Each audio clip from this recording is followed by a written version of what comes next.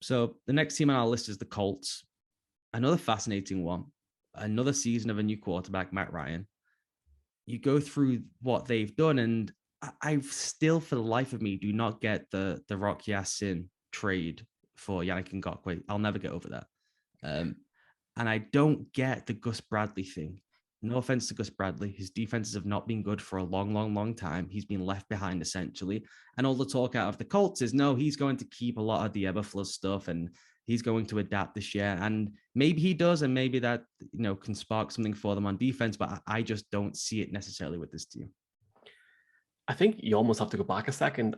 When researching the Colts over the last few weeks and months, I still think back to that game in Jacksonville and think, wow, Frank Reich is living in borrowed time here. No, but seriously, I still can't believe that happened. And the fact that they went 9-8 last year and missed the playoffs with the team that they have and the defense that they now have is intriguing.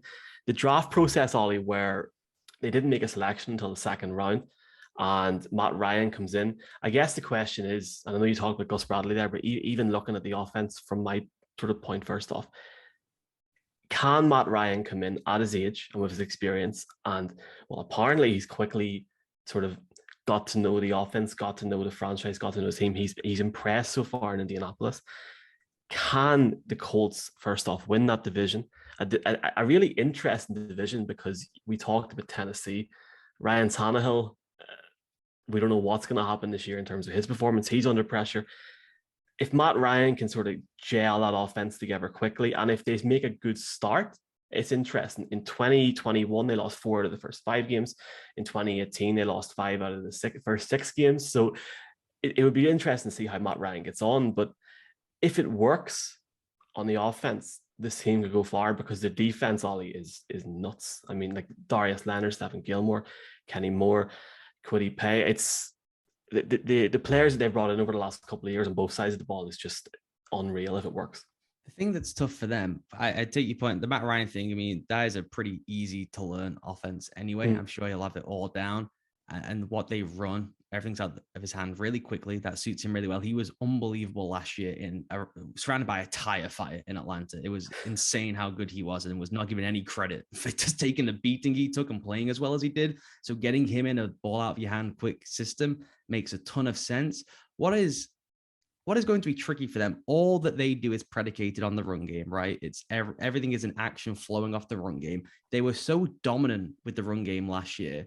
They finished first in EPA in the league, which is just a measure of efficiency, basically, per play, by a factor of 3 to the team that finished second, right? The goal from the second team, the goal from them to the Seahawks in second was the same as the goal from the Seahawks to the 12th team in the league. That's how much better they were than the second best running attack by efficiency and by value in the NFL. That is nuts. And that is not replicable. You cannot do that year on year. That just doesn't happen in the sport ever. Not even Derrick Henry, as valuable as he is, has ever done that, being so dominant by that factor over multiple seasons. And maybe I think with the talent they have, they will at least be a top 3 rushing attack by efficiency and value next season, which is great. And what you need is Ryan then to elevate the other aspects of the game that Carson Wentz could not do to offset that. And all that sounds well, all that sounds good. And really all you need to do is win double-digit games and finish ahead of the Titans. This isn't like the other divisions in the AFC, right? It's just head-to-head,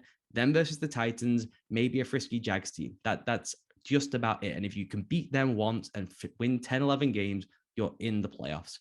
The thing they need desperately is a second receiver somewhere to elevate. That offense is not going to do the yeoman's work by itself to spring receivers to allow Matt Ryan to play on time on every play. They need someone other than Pittman, who's a borderline star, to elevate so that when it's really tight and it's 2nd and 10 and it's 3rd and medium and it's go time, someone else can get off man coverage one-on-one. And I'm looking around and I'm just not seeing who that player is going to be. It's another situation where you could maybe bring a veteran in. You mentioned there about Jonathan Taylor and in terms of the rushing attempts that team had last year, this could be a year where he breaks 2,000 yards rushing, like easily. 1,800 last year? I remember watching the Patriots game, I think it was, and literally you sort of just knew what play was coming before it happened. So now they actually have the option of getting the ball downfield and you're not wondering what Carson Wentz is going to do every 5 minutes. The potential's there. Gus Bradley, he was with the Chargers and then with the Raiders.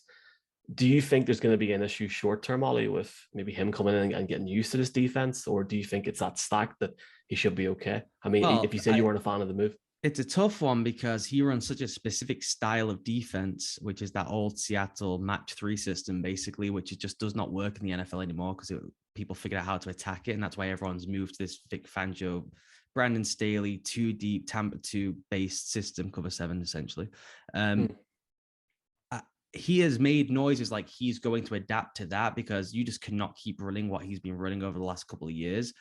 That is pretty hard to do. I always admire a coach who says, I'll learn what you guys did because it seems pretty successful, as opposed to saying we're running what, a doctrinaire who says we're running what I run because I'm smarter than everyone else in the room. And there's crossover from all these schemes. This is the NFL. They all run about 12 coverages. That's the NFL. They don't run a lot of complex stuff in the NFL, really.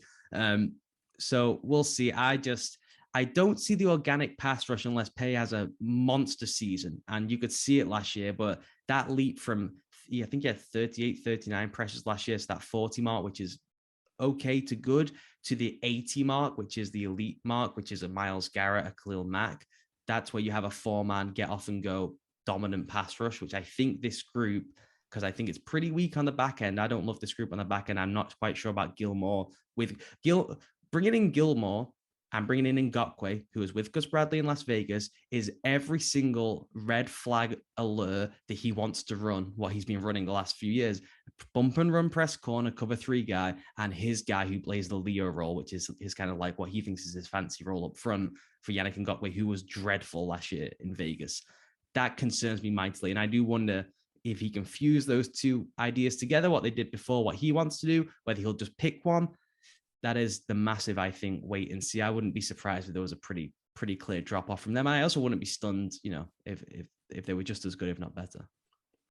I didn't want to say it for the first team, but obviously the Colts 9-8, and in the way that they didn't make the playoffs last year, and in the way in which their owner was quite vocal on social media. What's your thoughts if this team doesn't make the playoffs? Do you think Frank Reich survives? No, Frank Reich's done, which is unfortunate because I think what he's, his job, and I get he's the head coach, and this is where it gets tough. I think his main skill as a coach, right, is designing an offense. I don't even necessarily think he's the best play caller. Designing an offense, he's excellent, right? And they've never been able to quite get him the right quarterback. Maybe this is the right guy. So you almost feel like, well, the most thing you would want for a team starting in 2022, as you've seen from all the hires, is a great schema of offense, right? That's what they're all chasing. They're all chasing their own McVay. So it's almost like, well, why would we get rid of one of the good ones? That almost makes no sense. It's the job of the head coach. So it's like, why did he choose Gus Bradley? That is a really odd choice for what that defense was last year. So maybe he's had a decision in his head, like, they were so passive last year. And we're passive. The whole Eberflus philosophy revolves around being passive, essentially. Maybe he does want to be more active, and he said, I'll go get one of these guys, and maybe he thinks the league will swing back around to that style and he'll be ahead of it somehow. But that's one where it gets to, man, he's really good at the thing he does, but the job of the head coach is to help with everything, and I don't think necessarily picking that coordinator was a good move. And if you're the owner and they don't make it again, this guy is super impulsive, I imagine it will be a wrap, because they can't keep changing the quarterback, right? That's not going to happen. Especially when, I'd say Matt Ryan's looking at maybe 2 or 3 years.